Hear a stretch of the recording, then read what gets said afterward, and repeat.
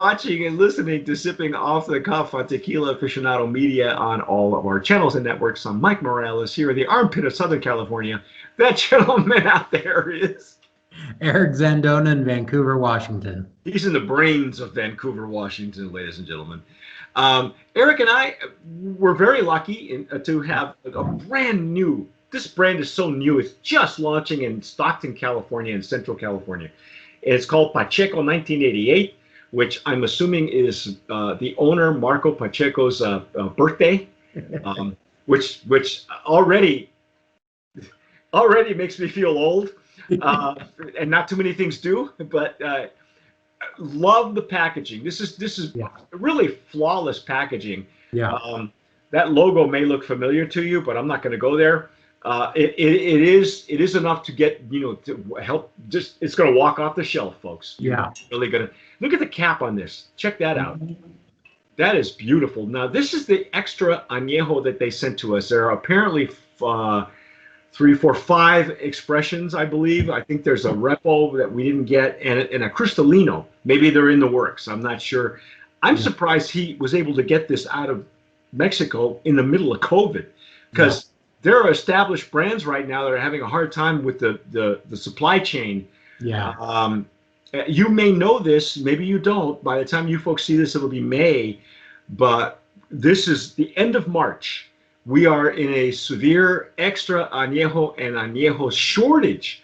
So you can't find aged tequila anywhere, apparently, because it's what's driving the market. Yeah.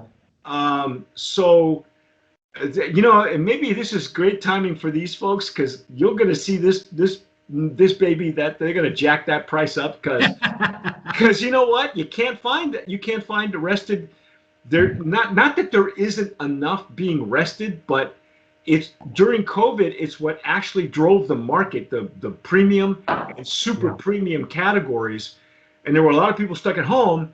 So they were ordering these añejos and extra añejos and maybe trying to make their own cocktails out of them. I don't know. But so people have stockpiled the good stuff. And so here we are now. Not only do we have an agave shortage in Mexico, and we have a weakness in the supply chain, but now we can't get extra añejo. We can't find it. So good timing for them. Yeah. We're still not out of the woods, but here we go. We're gonna pour. I'm gonna use my Glencairn on this one, and you see the brand new handy dandy Stossel that Eric is using, and that's because I finally got a chance to send it to him. I think I've been promising you that glass for 2 years. I think 2 years and a pandemic later. Yeah, I know. Jeez, tells you how much just tells you how busy we've been. So let's see. Let's try this. It's got a beautiful color. I'm not going to lie to you. Yeah. And the color, all the colors on each of the varietals that we got, the expressions, they're natural. They're beautiful. Nothing looks like it's been, altered in any way. The Blanco was a bit sweeter than, just odd. And I wish we knew more about their processing. There's no sell sheet, no marketing sheet, no information. There's minimal information on the website too. It's one of those. Yeah, I mean, it's just they don't really say anything about how it's made. From what little information I found about the gnome is they're probably using autoclaves and roller mills and stainless steel stills. But like we said, I mean, we nominated the Blanco. Had nice character. Yes. So now the legs and aromas out of this. The legs and tears are not super clingy, and that's okay too. Actually, I was surprised that I was getting runny legs and tears, and that's usually a good sign that they're not. There's no excess glycerin happening. The legs and tears. This is really an interesting. The whole line has got some interesting characteristics that are unexpected. Yeah. Oh wow. Yeah, aroma-wise for extra añejo, definitely a good amount of wood in the aroma, but Also, some like I'd say some white pepper kind of agave character. A little bit of like lime zest.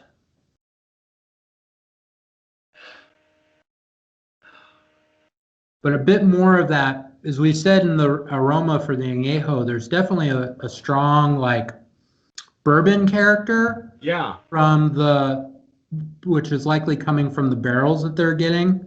And I get that in this as well.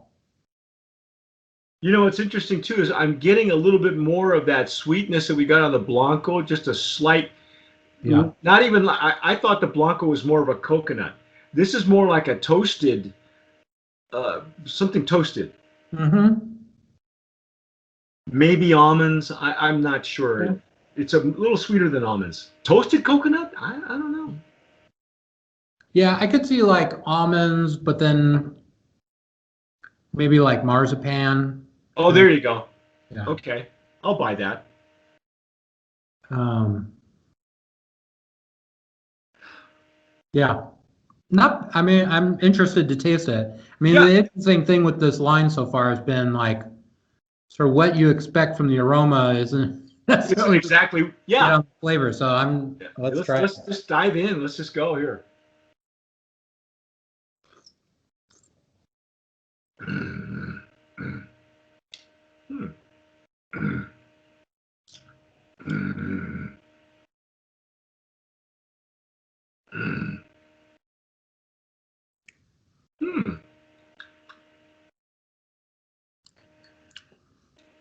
So definitely a lot of character, and an extra añejo definitely has more body to it. Yes.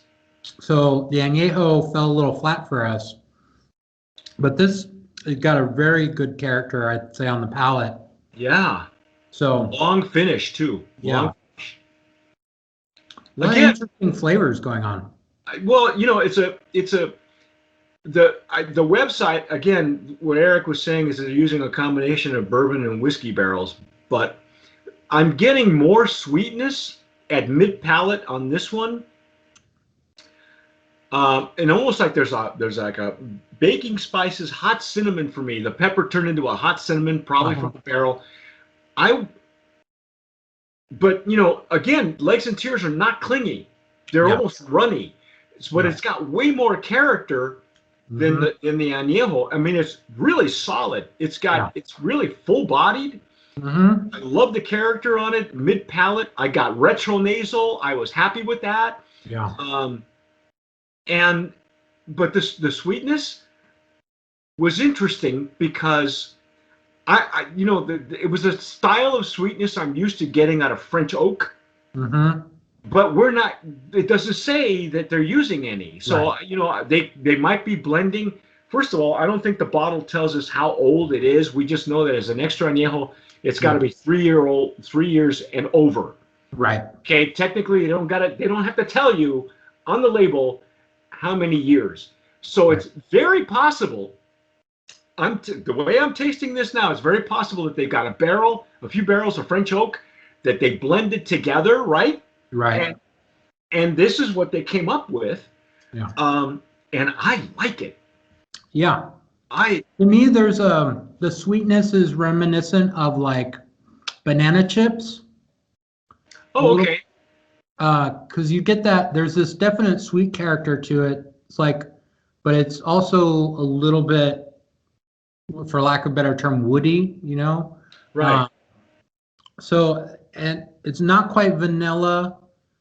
It's not definitely not caramel, but there's this nice sweetness to it that I think is a good combination of agave character from like the spice mixing with the barrel character. Overall, really nice. Yeah. This is the star of the show, as far as I'm concerned. Yeah. And you know, the Blanco's not too far behind. There was just a couple of questions I have on the Blanco, but this is just really interesting.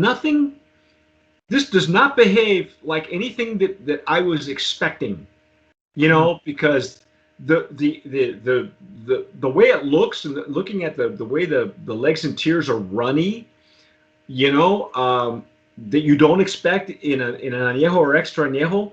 You expect them to cling a little bit more, and it didn't happen. That's okay. That's all right. I'm good with that. I love the color. I love the nose, but the best thing is, it's got a mid palate. It's got a retro nasal. There's, like you said, lots of character on it. Yeah. It really is more in line with what we were expecting from the añejo, or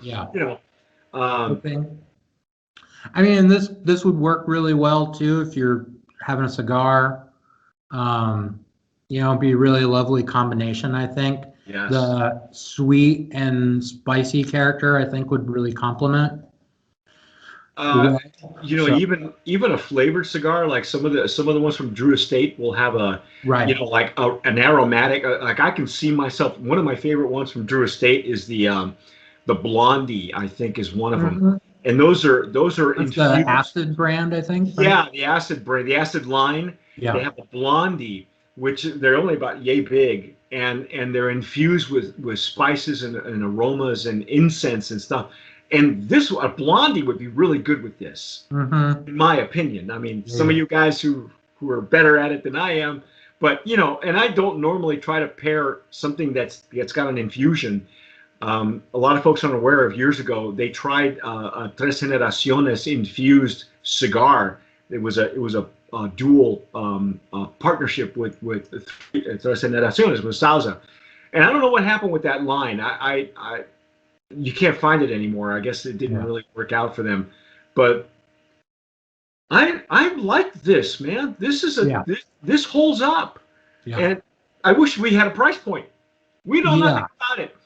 Here's what we do know. Okay, the distillery. Eric, you got that number handy, right? Yeah, 1439. 1439. It's a small to mid-size maquiladora. I mean, it's actually small by industry standards. Yeah. The only tequila that I'm familiar with that comes out of there is Bohica. And I have a bottle of Bohica. I have a Blanco and a Repo, because I think those are the only two that we got.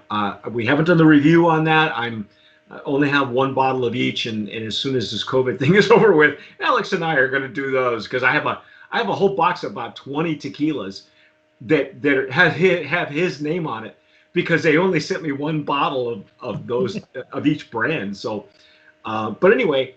So that's why I was interested when I saw that they picked that distillery. I want to know more. I'm going to try and get Marco and perhaps his wife. They're a young couple. I would imagine that he was born in 1988. I could be wrong. I don't know.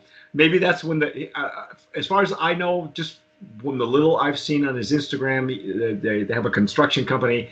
Obviously, he's doing very well. And now he has his own tequila. But I'm going to try and get him on open bar, because I want to know more about why they picked that distillery. Which one of them has a history? Maybe there's a family history, of tequila in their family. I'd love to know that. We don't know anything about the owners other than what I see on Instagram and what I have in my hand. So I think Brand of Promise nominee right there in the extra añejo category. Yeah. If you folks who are watching us, if you've had it and you've paid for it, tell us what the price point is, because we have no idea. We got no information, but that's okay, because that's usually the case for us, for Eric and me. And I think the more of these we do, I think sometimes the better off we are not knowing, because I think if you read the flavor notes ahead of time, it just confuses you, because you're not getting it, and you taste it and you go, that's not what I'm getting. But anyway, regardless, that's our take on Pacheco 1988. This is the extra añejo, folks. Go find it. If you're in Central California and you've had it, write us a comment. Tell us what you think and what you're using it for and what it costs, because we have no clue. So I'm assuming that it'll be close. It'll be at Old Town Tequila in 20 minutes after this review airs. It'll be there. So anyway, that's our take on Pacheco 1988. I'm Mike Morales here in Southern California. That guy out there is Eric Zandona in Vancouver, Washington. And you've been watching and listening to Sipping Off the Cuff on Tequila Aficionado Media, all of our channels and networks. Please subscribe. Follow Eric on his Instagram at EZ Drinking.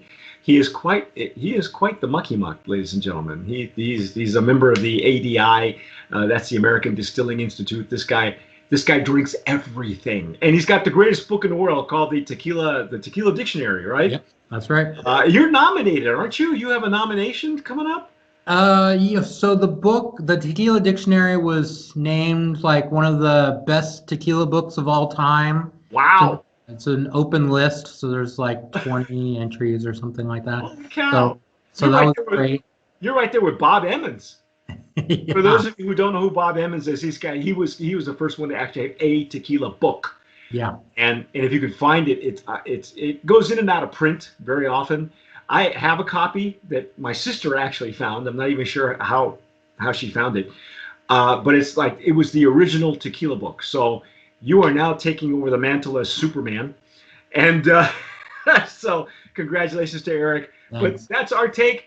You have been watching, listening, Sipping Off the Cuff. Please follow us everywhere. If you're watching us on YouTube, please subscribe, hit that notification bell, and whatever you do, tomar sabiamente. Sip wisely.